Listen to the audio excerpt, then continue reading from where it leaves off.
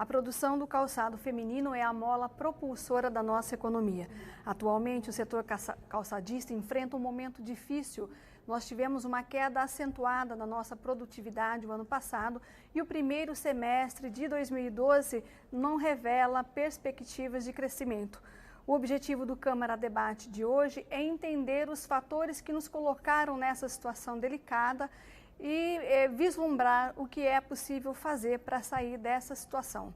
Para isso, nós convidamos o economista professor Buga, Oswaldo Contador Júnior, e o consultor do setor calçadista, Hervé Jader Carrara.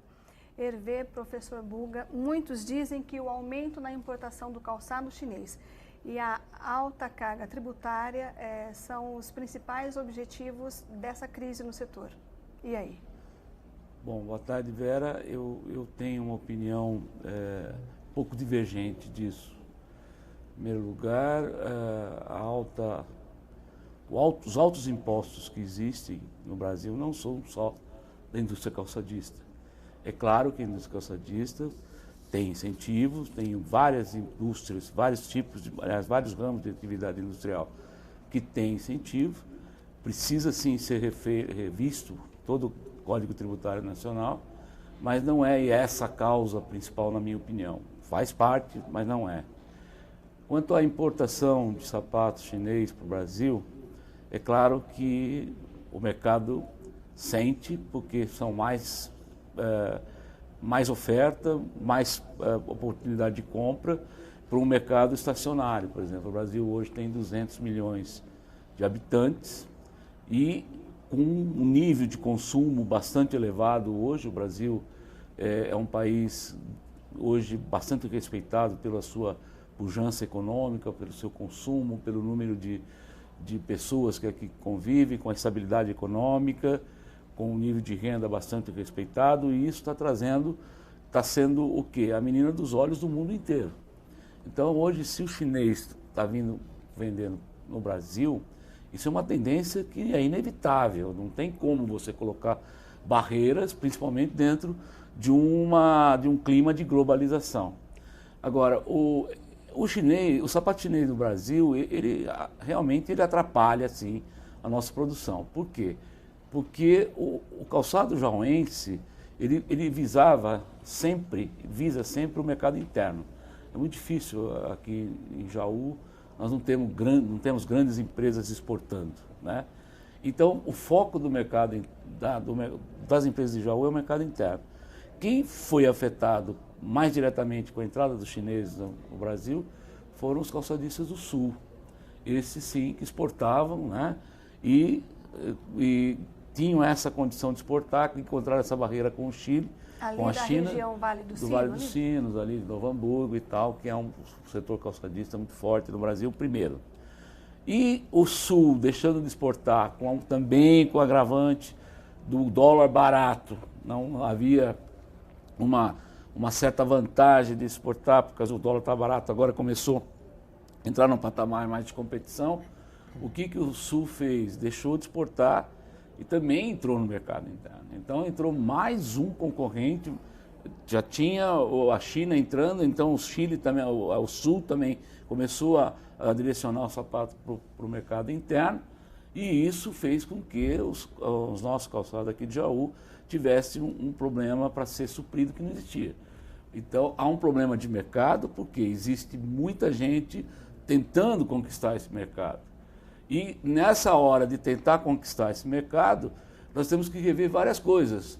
Nível de competitividade, preço, processos produtivos, né? E a própria estrutura das empresas, a estrutura do polo, o APL, como é que está essa estrutura para a gente conseguir, né, se manter nesse mercado. O que é que fez com que o Brasil se tornasse um mercado tão atraente para a China? Veja bem, Vera, não é só para a China.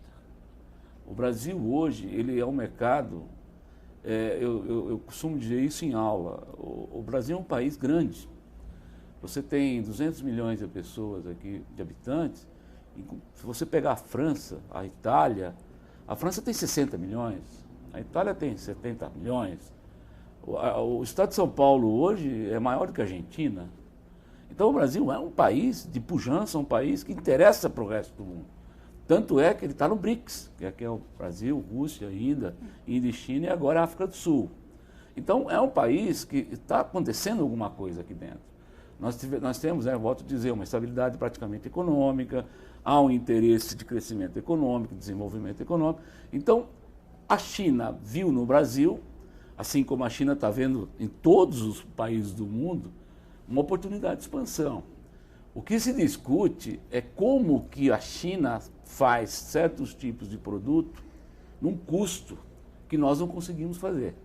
É claro que a gente sabe, porque lá tem trabalho. É o dumping, né? É o dumping, trabalho escravo, não conheço a China. Hoje até recebi um e-mail que faz uma comparação entre a Alemanha e a China em termos de produção industrial. Eles são realmente uma incógnita ainda na China, né? Apesar de ser um país aí com bilhão. Eles têm o dumping, a questão do dumping, eles vendem o sapato por um preço muito menor do que o custo, né? A custa desse trabalho escravo. E também tem a questão, a China dribla as leis comerciais quando ela faz a triangulação, né? Ela monta o sapato na Indonésia, no Vietnã e depois manda para a gente. Quer dizer, então ela acaba burlando até a legislação. É uma logística estranha, digamos assim. Fraudulenta, né? Inclusive, tive ontem, na terça-feira, numa fábrica de calçado aqui em Jaú, e vi uma coisa que eu não tinha conhecido ainda. Essa fábrica usa muito tecido, pano, renda. E tudo esse tecido, renda, é chinês. É incrível, não é só o sapato que eles estão exportando para cá. O chinês é milenário, o chinês ele faz renda há muito tempo. Enfim, eles vieram para o Brasil, né, não só na área de calçado.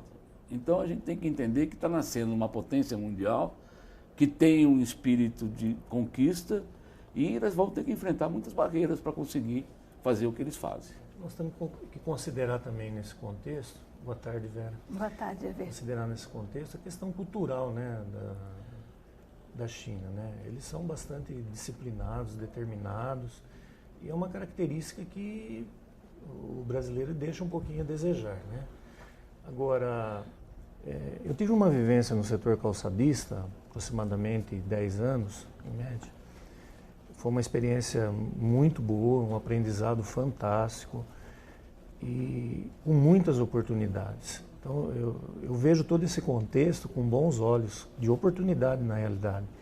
E quando as dificuldades elas aparecem, é aí que aparecem as grandes soluções, né? Porém, nós temos o hábito, somos influenciados a ressaltar o lado negativo das coisas e não a enxergar as oportunidades. O Sebrae fez um trabalho, identificou tudo isso que está acontecendo hoje, há 10 anos atrás. Você acha que a nossa crise, então, é uma ótima oportunidade para a gente aprender e crescer? Sim, eu vejo dessa forma. Sim. E vejo como saída, como solução, educação. Investimento em educação, em capacitação.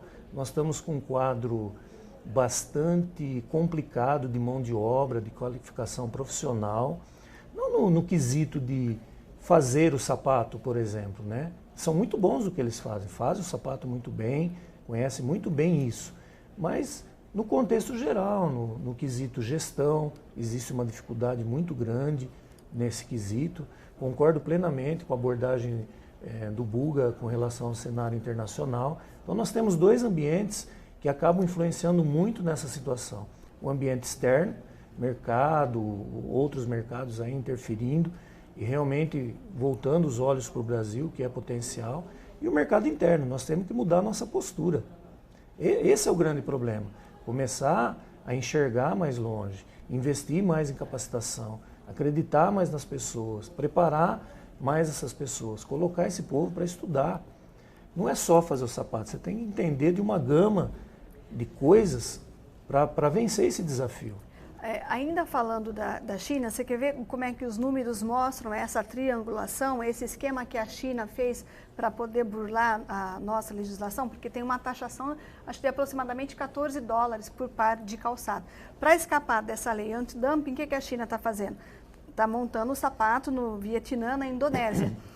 Então, olha os números. Em 2006, nós importávamos da China um pouquinho mais de 13 milhões.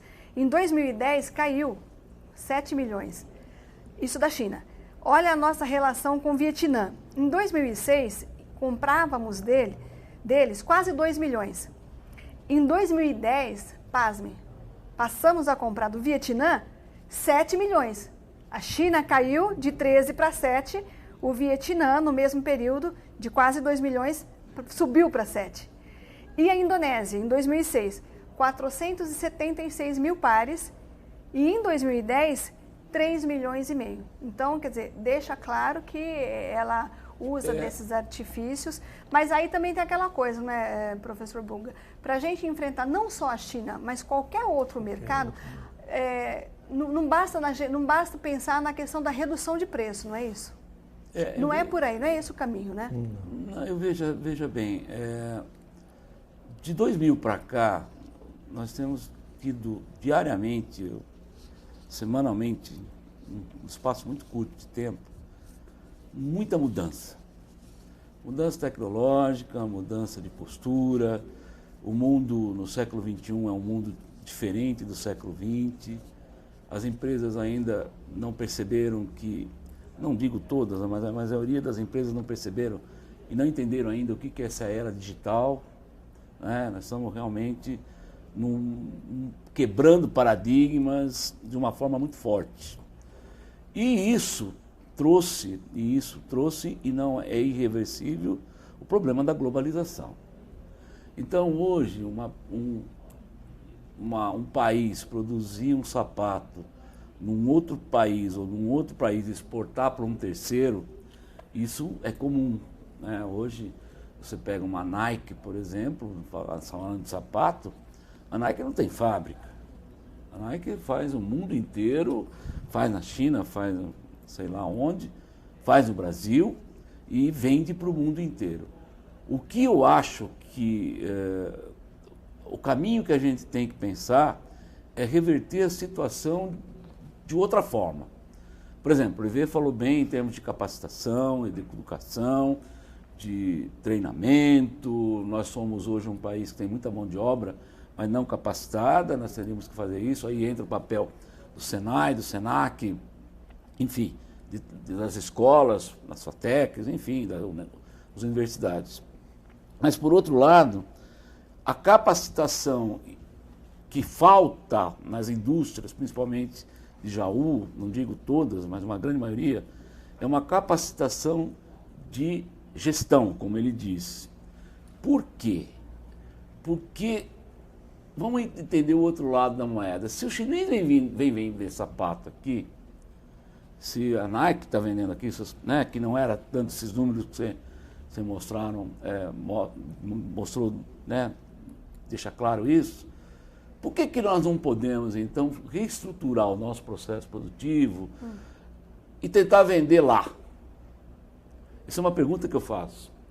Né? Se lá nós temos quase 2 bilhões de chineses, aqui nós temos 200 milhões, a China, no mínimo, é 10 vezes maior em termos de habitante que o Brasil.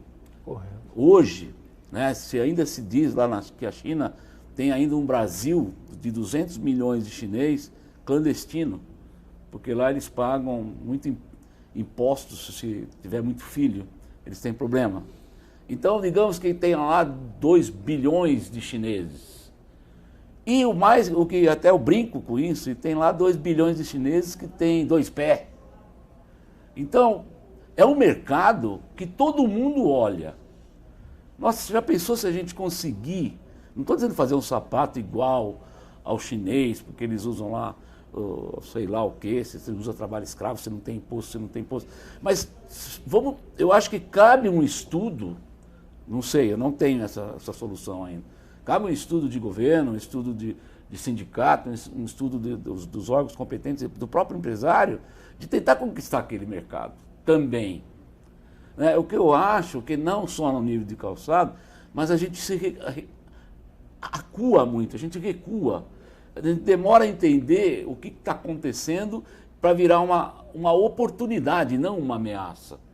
Mas nós estamos estruturados para entrar nesse mercado com essa força? Não é que nós não estamos, concordo. No momento não. No momento não. Mas nós precisamos fazer isso. Precisamos começar Porque a pensar senão, ontem, né, nisso.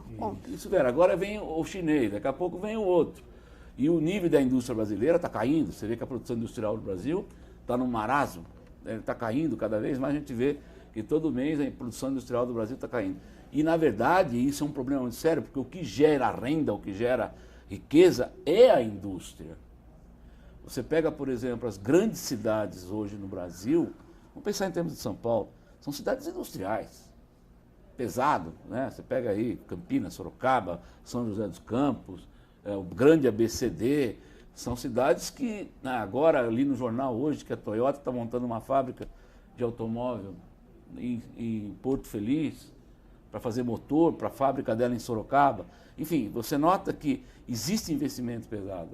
Por que a gente não teríamos que criar algum conselho, algum contexto para discutir esse assunto? Né? Concorda, Hervé? Concordo sim. Inclusive, antigamente o cenário era outro, né, Bu? O que nós tínhamos? Os funcionários das fábricas, eles saíam e montavam seu negócio. Quer dizer, nós não tínhamos essa questão da globalização tão forte. A competição não era forte. A competição não era forte. Cada um tinha o seu mercado ali garantido, né? Exatamente. Seu espaço. Hoje não tem mais. O cenário mudou. As coisas mudaram muito rápidas e isso não foi acompanhado. Em decorrência disso que nós temos essa situação complicada. Apesar do alerta que o Sebrae deu lá atrás. Ninguém ouviu. Não, alguém ouviu. Nós não estamos numa situação aí que todo mundo está ruim. Essa situação, isso me chama a atenção isso. Essa situação de que o calçado vai mal em Jaú, ela não é uma constatação 100% verdadeira. Tem empresas que eu visito que estão a mil maravilhas. Estão vendidas até dezembro. Correto. Estão vendidos até dezembro, estão produzindo normal. E não é uma, não é duas, são várias. É claro que caiu o nível da produção. Hoje, né, eu até comentei com a Vera um outro dia, nós temos aí uma capacidade instalada de 160 mil pares dia em Jaú. Nós não estamos fazendo 100 mil, 100, 110, por aí. Ou seja, estamos muito aquém do que podemos. Isso, né? Mas isso é uma questão de ajuste, na minha opinião, de mercado, ajuste de postura, que está exigindo uma mudança no sentido de competição mesmo, né? Então, hoje, o que acontece? Um outro agravante também, que eu acho que eu não falei, e que é real na indústria de calçado de Jaú, é o problema do imposto, é o problema da sonegação, o problema do cerco, do fisco. Deixa eu pegar um gancho nessa questão do imposto, da sonegação, da carga tributária. Recentemente, o governo federal a presidente aprovou a medida provisória 563, que ela desonera a folha de pagamento, né? Transforma a contribuição patronal, que era de 20%, né, professor? Sim, e cai para 1%, transformando uma alíquota de 1% sobre o faturamento bruto. Além disso, isso vai começar a valer a partir de 2013. A redução do ICMS, que agora aqui no estado de São Paulo está em 7%, essa medida da presidente aí, que faz parte do Plano Brasil Maior, que é para fortalecer a nossa indústria, mas essa queda do ICMS não vai nos ajudar, não vai dar um fôlego, ou vocês acham que não? Porque muitos empresários desse setor, aliás, não só desse setor, mas da indústria como um todo, eles reclamam dessa alta taxa tributária. Vera, isso não vai deixar a gente respirar, Hervé? É lógico que ajuda, mas não é só isso, né? Entendo, né, Guga? Uma somatória de ações. Né? Veja bem, até a gente discute isso em termos de sindicato, já discutimos isso, o sindicato está muito atento a isso, o Sindicalçado. Sim. O fato da desoneração de 1% sobre o faturamento,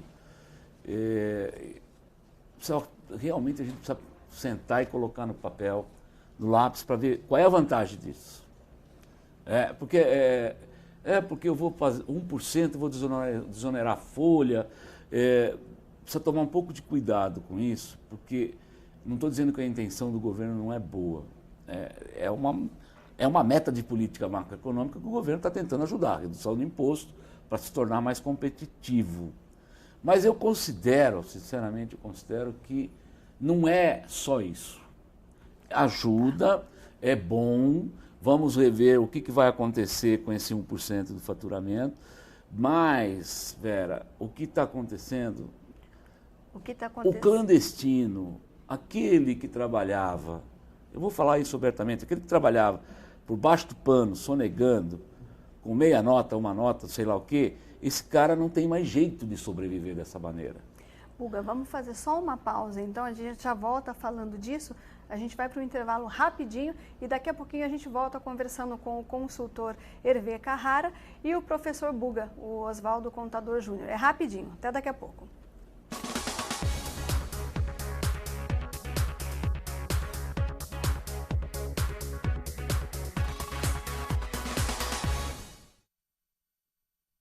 Além de muito carinho, o leite materno oferece tudo que o bebê precisa para crescer forte e sadio.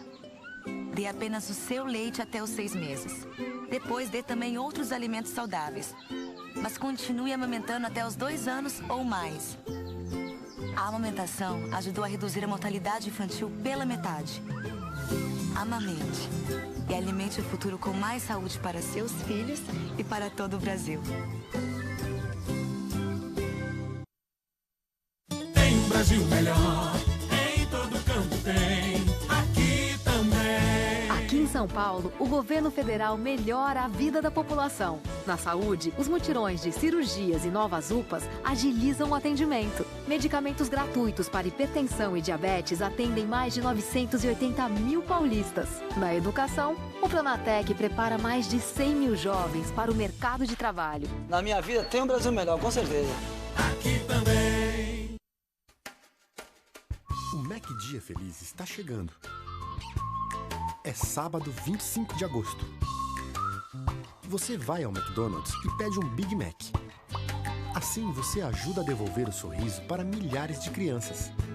Quem participa do Mac Dia Feliz colabora com a maior campanha pela cura do câncer infanto-juvenil do Brasil. Participe! Sábado 25 de agosto.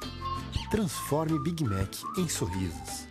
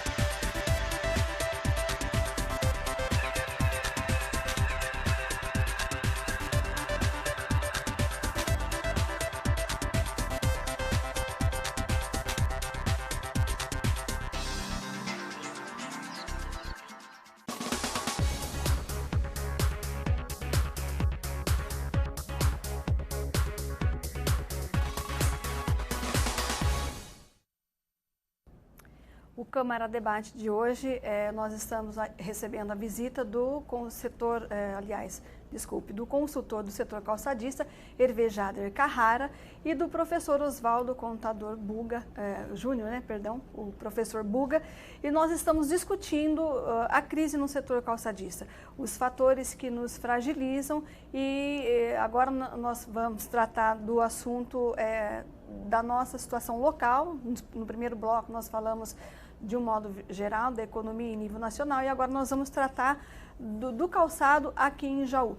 Nós falávamos que, aliás, vocês disseram que apesar dos incentivos fiscais do governo federal, reduzindo, e do governo estadual reduzindo também o ICMS, a medida provisória 563, vocês disseram que ainda assim Jaú precisa mais.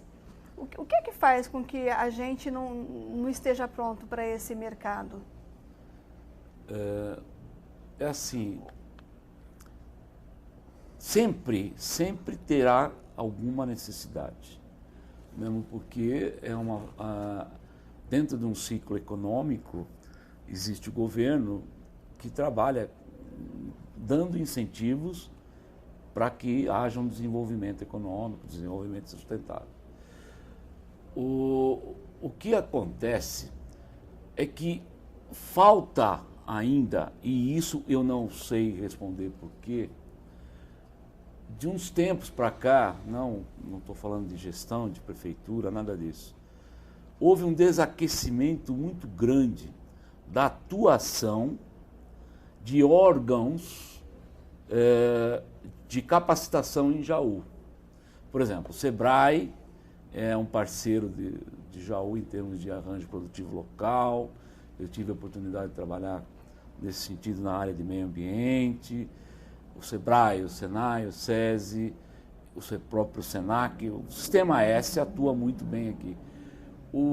Não sei porque também precisava estudar muito.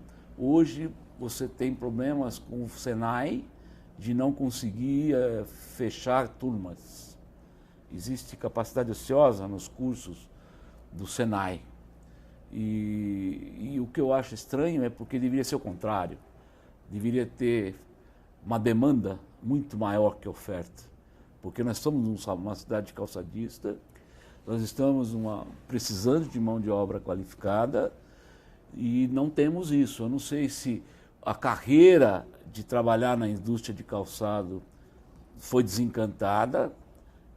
Eu sou membro de uma ONG que oferece aí um cursinho pré-qualificado para pessoas de baixa renda, e a gente sente isso, que o trabalhador, hoje o pessoal parece que não tem mais interesse em trabalhar em fábrica de calçado. Eu não sei se o salário não é compatível, apesar de que é um salário mais alto do que as outras metalúrgicas, não sei se não existe um plano de carreira dentro das fábricas, que perdeu o incentivo. Isso me chama bastante atenção, porque nós temos também um parâmetro que é o nosso curso lá de gestão da produção industrial da FATEC, que forma funcionários a níveis de gerência, e também nós temos problema de demanda. Então eu acho que a gente precisava ter algum choque. Será que o fato, por exemplo, de a gente estar passando por períodos difíceis já faz várias décadas, será que o fato, por exemplo, de oscilar muito, o calçado, por exemplo, emprega muito numa determinada época, mas depois também ele dispensa um número significativo de pessoas? Eu não sei se a questão da sazonalidade, eu não sei, mas será que isso não desestimula também? Uma outra coisa também que eu quero colocar para vocês, assim, a maioria das nossas fábricas de calçado, elas vêm de pai para filho. Sim. E nós ficamos ali dentro da nossa família, a família que vai gerenciando aquilo, passa de pai para filho, e a gente fica muito restrito. Isso não nos enfraquece também? Será que a gente não tinha que ter, por exemplo, dentro das nossas fábricas, como vocês mesmos estão citando, essas instituições todas aqui, SENAC, SEBRAE, será que a gente não, se tivesse uma mão de obra em todos os níveis, uma mão de obra especializada, nós não seríamos mais fortes? Guga, se me permite, precisamos pontuar algumas coisas aí. O setor calçadista, ele exige muito do colaborador, do funcionário. E isso que o Guga disse, que o pessoal não quer mais trabalhar nas indústrias, é muito verdadeiro. Eu vivenciei isso muitas vezes. As pessoas estão fugindo de querer trabalhar nas indústrias. Muitas delas, às vezes, não oferecem condições adequadas. Principalmente o mais jovem, né, Hervé? Principalmente o mais jovem, ele não quer saber. Às vezes ele trabalha, dependendo da época do ano, de segunda a sexta, das 7 da manhã às 8, 9 horas da noite. E o sábado até 3, 4 horas da tarde. Acredito também, voltando um pouquinho para o dando um foco mais para o lado de gestão, a questão de planejamento. Né? A gente percebe, sente a dificuldade, porque existe um imediatismo muito grande nisso. Então as coisas vão acontecendo. E se tem um planejamento, está muitas vezes na cabeça do empresário, isso não é compartilhado ou discutido. Eu acredito que isso também tem uma interferência e uma influência muito grande. Em decorrência disso, condições, exigência, um trabalho muito forte, muito repetitivo às vezes. Chega um determinado tempo de indústria, as pessoas não querem mais. Elas vão buscar outros segmentos, enfim. Né? Não sei como é que você vê isso. Eu vejo da mesma forma. Não é que a indústria de calçado, ela é ruim para trabalhar lá dentro, não é isso. É que nós temos aqui em Jaú muita mão de obra jovem. Jaú é uma cidade que tem uma juventude bastante ativa. E essa juventude precisa trabalhar, é claro. E eles não veem, eu converso diariamente com esses alunos, com esses funcionários, eles não veem perspectiva de crescimento. Então, nós estamos passando, Vera e Hervé, na minha opinião, o que aconteceu no Sul há 20, 30 anos atrás. É um choque que está acontecendo, é uma mudança de postura que a gente tem que encarar isso. Nós temos que rever plano de carreira, nós temos que rever salários. Não estou dizendo que o salário não é bom, não é isso. Nós temos que rever toda essa parte tributária, essa parte fiscal. A empresa não pode ser mais simplesmente familiar. Ela tem que contratar funcionários de gestão.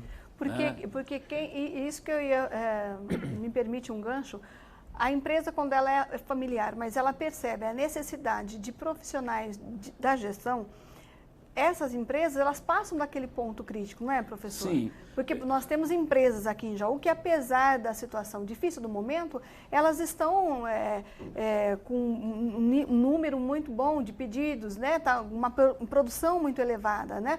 Então, eu acho que, assim, como você mesmo colocou, aquela empresa que ainda continua familiar, que ainda não atentou para essa necessidade de buscar uma gestão qualificada, é essa empresa que está sofrendo hoje. Eu não quero colocar aqui que a empresa familiar não funciona. Não, é claro isso. que não, claro que não. Mesmo porque a maioria das nossas empresas, inclusive os grandes hoje começaram dessa forma. Assim. Claro o que você está falando, eu concordo no seguinte, chega um certo ponto, que a gente chama isso de gap, que essa empresa, para ela subir de vez, ela precisa ter uma estrutura administrativa muito técnica. Tá. Não que hoje as famílias não sabem fazer isso, não é isso. Não, claro é que não. vai exigir pessoas de uma outra visão. Né? São pessoas que têm uma experiência, não estou dizendo acadêmica, não, de mercado mesmo. Tem uma visão maior, porque o mercado hoje se ampliou. Isso. E eu pegando um gancho nesse assunto, é o seguinte, Vera, eu costumo dar um exemplo a respeito disso. Imagina, como uma conversa que eu tive com você, já te expliquei. Você imagina um caminhão que carregou uma carreta, que parou numa fábrica ou parou em algum lugar e carregou 30 ou 40 mil quilos na carroceria. Então, uma transportadora, um operador logístico, sei lá. Geralmente, o que esse motorista faz quando ele sai com o caminhão carregado?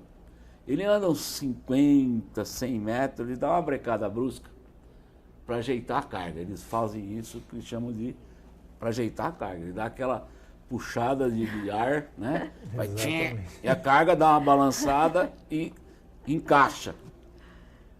O que está acontecendo na economia de Jaú, principalmente no calçado, e isso, a economia jauense, depois que a Companhia Jauense Industrial fechou, nós não tivemos mais nenhuma empresa aqui de porte, nós temos que aprender, nós temos que olhar para esse lado, nós temos que rever os nossos conceitos, né? Nós estamos sofrendo esse baque até hoje. Estamos sofrendo esse baque até hoje, com certeza, né?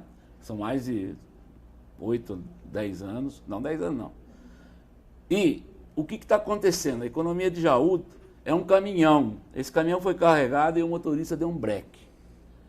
Quem não estiver firme na carga, está caindo.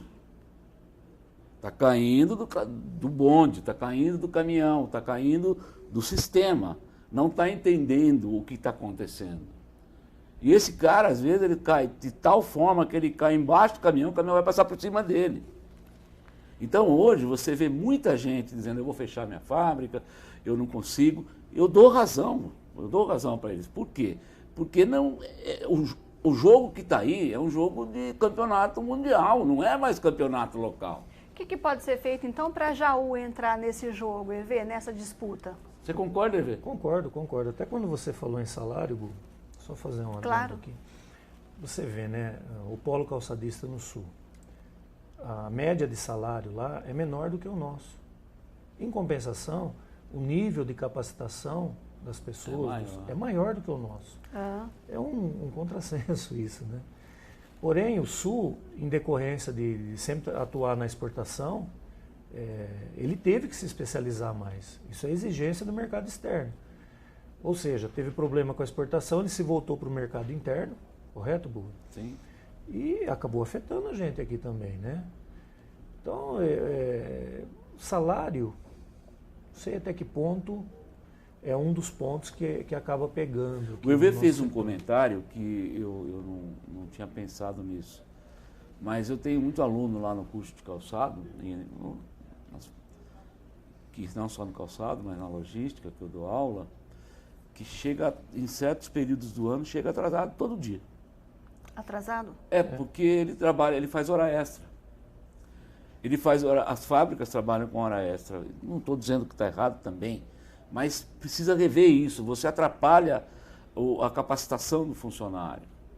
Ele chega às 7, 8 horas e realmente ele estava trabalhando. Então, que é bom trabalhar, não se discute que eu trabalharia 24 horas para ganhar dinheiro. Claro. Né?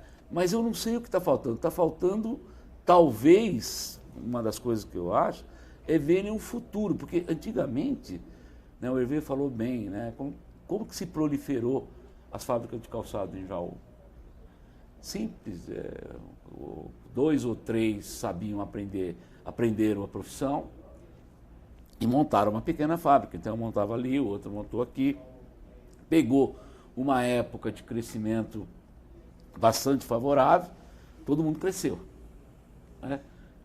Hoje, se você perguntar para alguém, vamos abrir uma fábrica de calçado, está difícil. Hoje eu não encontro ninguém, pelo que eu vivo aí fora, querendo investir no calçado, querendo aumentar a produção.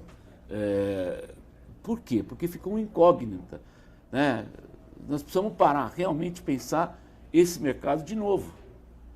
Né? Fechar a fábrica, abrir fábrica, mudar. Eu fiquei muito estarrecido com o fechamento da Companhia do Calçado. É um atraso para a cidade, fechou um monte de loja. E a perda da Jaú Trend Show? Então, a Jaú Trend Show é uma feira que cresceu, mas ela cresceu em termos de estado, ela está indo para Ribeirão, um ponto mais estratégico, assim diz o proprietário da empresa que faz essa feira. E o curioso é que a feira encolheu. Ela começou, cresceu, depois caiu, e eu fiquei vendo, parece que foi feito 7 versões da feira. Ela vinha muito forte. Ela vinha muito forte, de repente. Aí alguém ainda não chegou à conclusão do que aconteceu. Então a gente tem que parar e realmente, nós estamos mudando as coisas. A Jaú Trend Show foi benéfica para a Jaú? Claro que foi. Pelo menos nós temos lá, a prefeitura hoje conta com um espaço bacana para fazer convenção, né? A gente tem estrutura para isso, trazer a feira de volta tem que ser alguma coisa nesse sentido. O empresário tem que enxergar a feira de novo como uma vantagem. Não é fácil fazer isso. Por quê? Porque nós vimos que aqui em Jaú, o empresariado de calçado ele é muito desunido também, né? Você tem um sindicato de calçado com lá uns 200 e poucos associados, né? Mas você tem muito mais fábrica de calçado em Jaú. Né? Nós não sabemos exatamente o número de fábricas de calçado que existem em Jaú. O sindicato não sabe, o sindicato patronal, que é o sindicato lá, o sindicato dos trabalhadores também não tem esse número. Tem números do IBGE, mas os números do IBGE é completamente questionado nesse sentido, né? Porque tem muita fábrica clandestina. Então precisava realmente, já que a economia brasileira, a economia de Jaú, ela é baseada no calçado, nós temos aqui uma teoria clara, a teoria de desenvolvimento endógeno, que nasce de dentro para fora, por que não, né? Talvez parar um pouco, pensar, retomar alguns tópicos e ver o que está acontecendo. Viu, Vera? Eu vejo assim, ó, eu acho que... Você me desculpe, mas eu falo demais, viu? Vai tranquilo. Eu vejo assim, ó, o polo calçadista de Jaú, ele tem uma força que ele não conhece. O que está faltando aí, eu acredito, é união, o Buga citou bem isso, alinhamento, planejamento, estratégia, gestão realmente, sabe? Vamos discutir isso então no próximo bloco, EV? Vamos falar então do que é possível fazer para a gente poder reverter essa situação? Nós vamos fazer uma pausa para mais um intervalo, daqui a pouquinho a gente volta.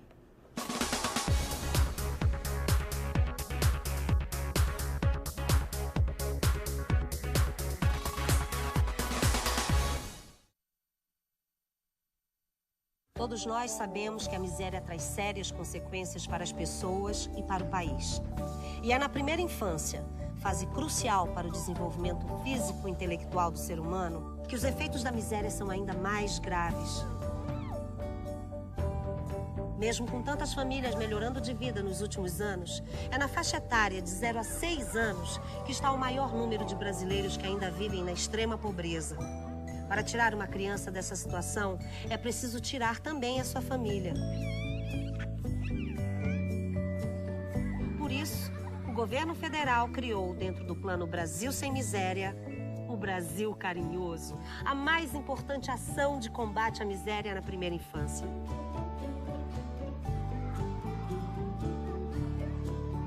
O Brasil Carinhoso garante renda acima de R$ 70 por pessoa para as famílias beneficiadas com o Bolsa Família e com pelo menos um filho de até 6 anos.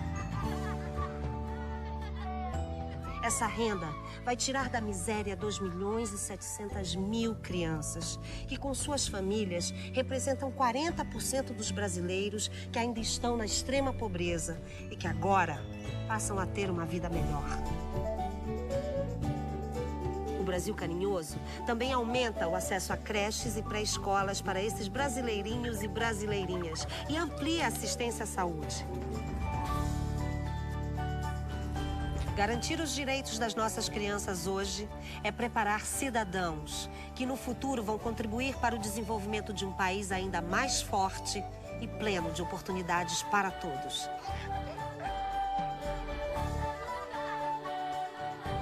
Plano Brasil Sem Miséria. Ação Brasil Carinhoso. Governo Federal. País rico é país sem pobreza.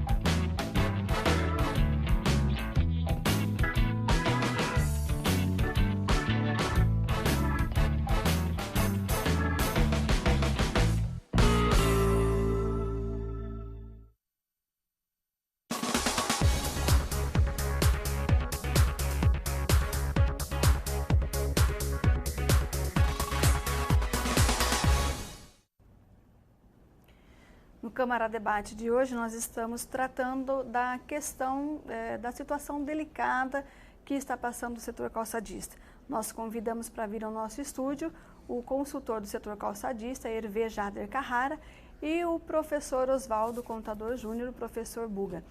Nós falamos das nossas fragilidades, mas também nós temos potencialidades. Por exemplo, aqui em Jaú nós temos o Sistema S de ensino, SEBRAE, SENAI, temos também a FATEC, SENAC. SENAC. Como é que a gente pode trabalhar o setor calçadista? Como é que a gente faria isso? Os empresários do setor calçadista, o Poder Executivo, a Prefeitura e o Sistema S mais a FATEC. Será que se a gente tivesse um articulador, não seria uma coisa interessante para a gente?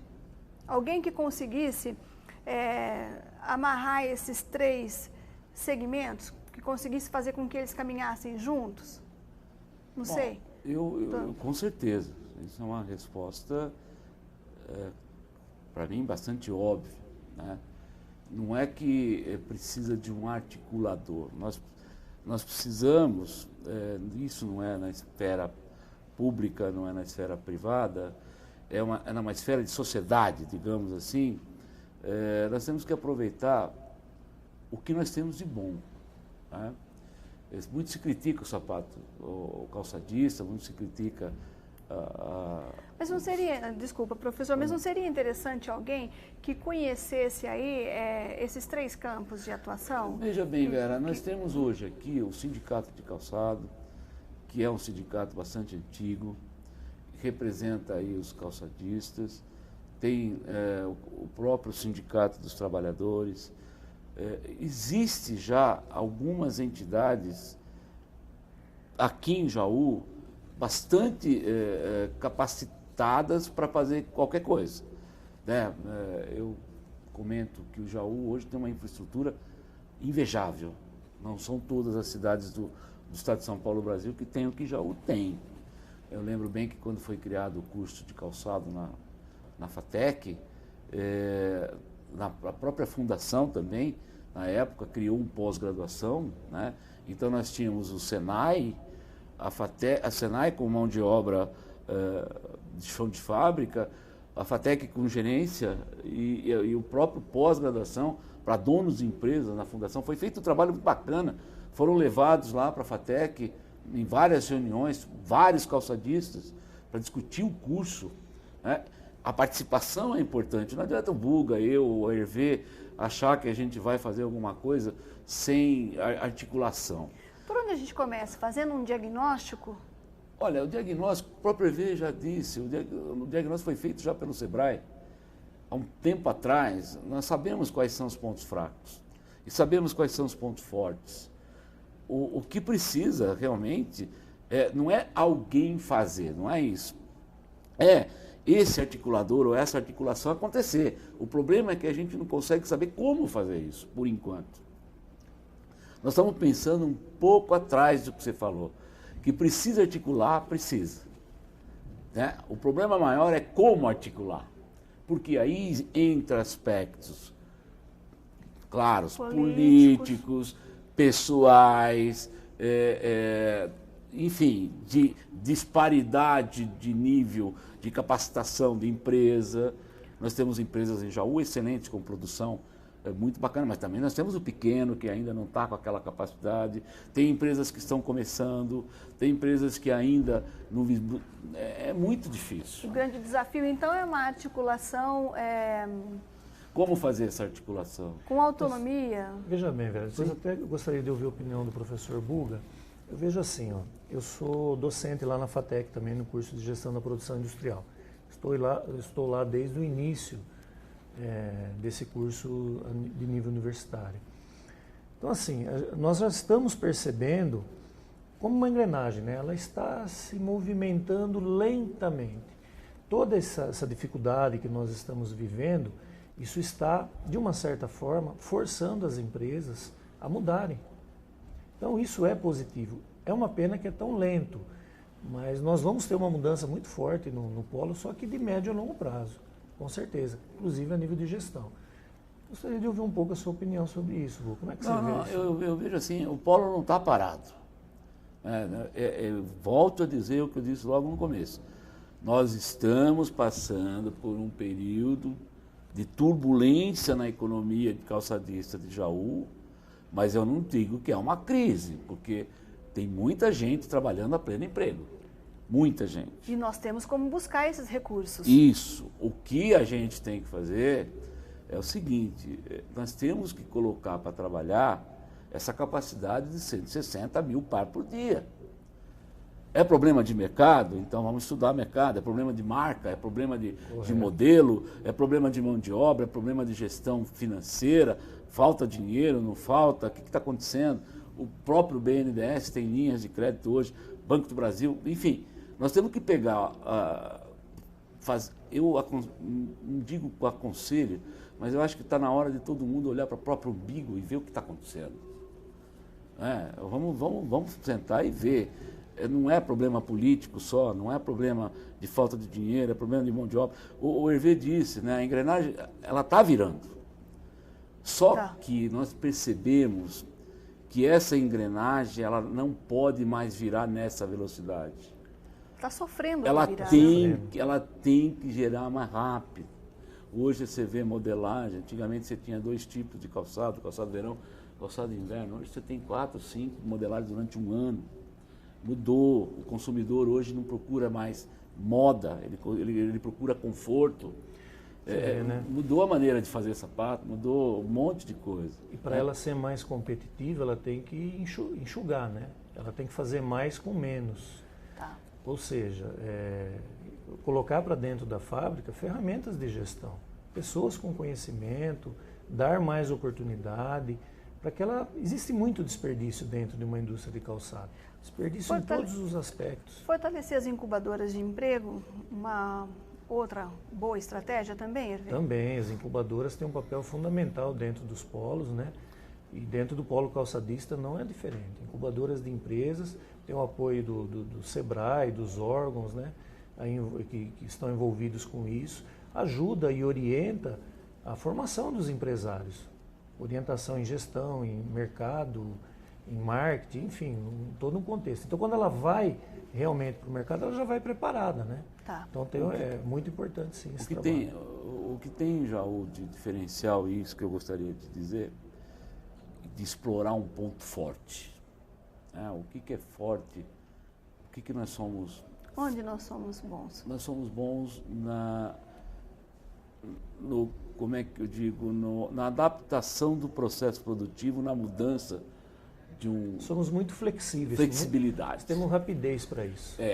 Uma oportunidade, eu tive várias oportunidades, mas uma delas eu acompanhei uma compradora de sapatos nas fábricas. E visitamos, acho que 5 ou 6 fábricas. E o que eu achei interessante é que essa compradora de sapato tem loja em shopping e ela analisava a coleção da fábrica e depois ela começava, eu quero esse cabedal nessa plataforma, nesse enfeite. Ela determinava como seria o sapato. E o salto dessa cor. Esse outro eu quero assim, assim, assim, assim. E nós conseguimos fazer isso. O Jaú é muito forte nisso. Isso é forte. Tá. Isso é muito bom. É claro, né, Hervé, desculpa, sim. que você tem que ter uma estrutura de custo para aguentar isso. Sim. Você tem que ter como é que você faz, né? Você montou uma linha de produção, tem custo de tudo aquilo, de repente vem alguém e fala assim, muda tudo. E você faz. Então, essa é a grande forte nossa. Né? Eu admiro isso. Essa né? capacidade essa de se adequar. Flexibilização da moda, para atender o cliente personalizado e assim por diante. Interessante, né? O polo é muito forte, ele sabe fazer sapato.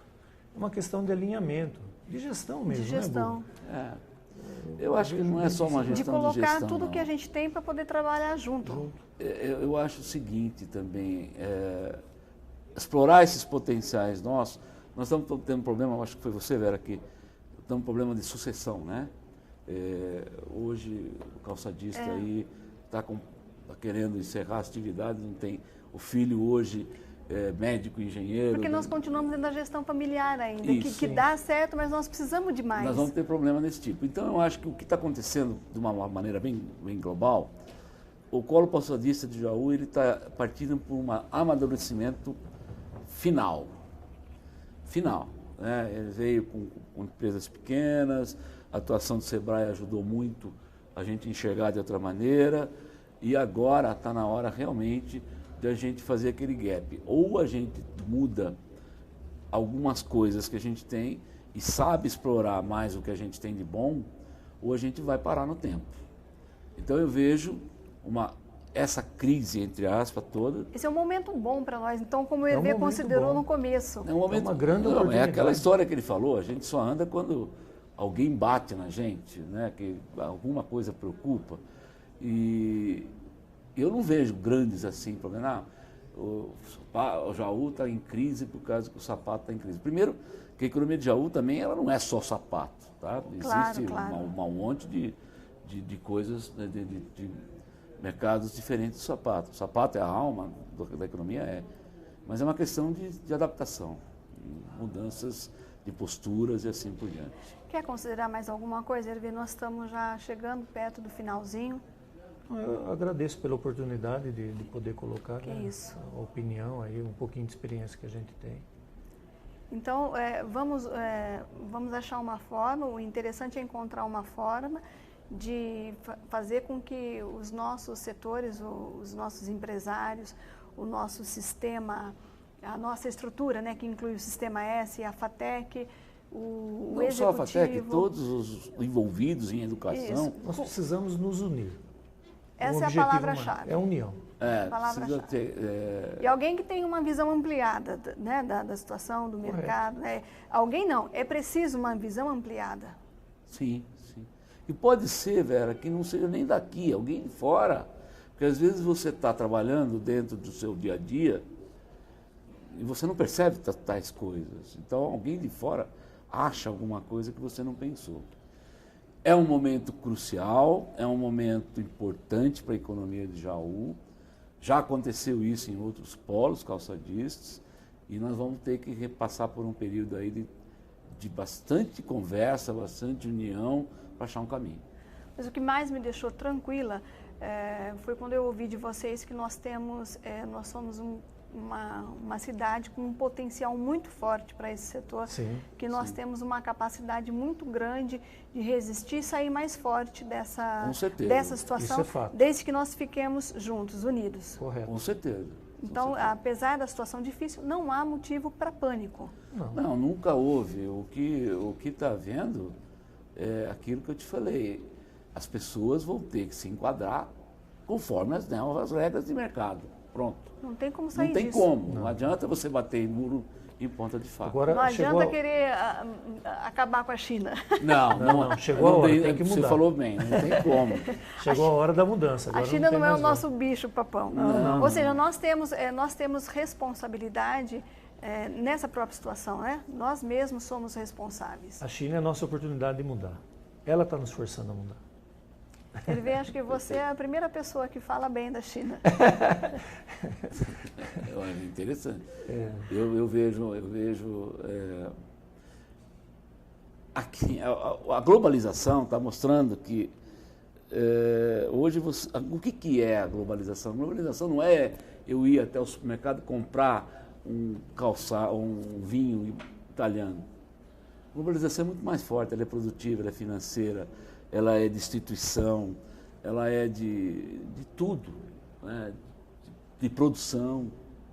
Nós temos fábrica em Jaú fazendo arezo. Hoje tem fábrica fazendo arezo. Então precisamos Ou seja, nós somos muito bons, porque a Arezzo é uma marca muito boa e é exigente. É difícil falar da gente, né? Mas o calçadista é bom. É bom. Eu agradeço imensamente a presença de vocês, professor Buga, Hervé, muito obrigada por ter vindo. A gente não conseguiria fazer uma análise da situação sem a presença de pessoas com conhecimento que vocês têm. Muito obrigada por terem vindo, viu? Eu que agradeço, viu, Vera? Sejam sempre bem-vindos, viu? O agradecimento é nosso. Obrigado. O Câmara Debate de hoje fica por aqui. Nós fizemos, junto com o professor Oswaldo Contador Buga e o consultor do setor calçadista Hervé Jader Carrara, fizemos uma análise da situação que fragiliza. E o mais importante, encontramos também o que nos fortalece e dentre as inúmeras possibilidades de crescimento, eles destacaram algumas. Eu espero que tenha sido de bastante valia para você que nos assistiu. A gente se vê no próximo programa. Até lá!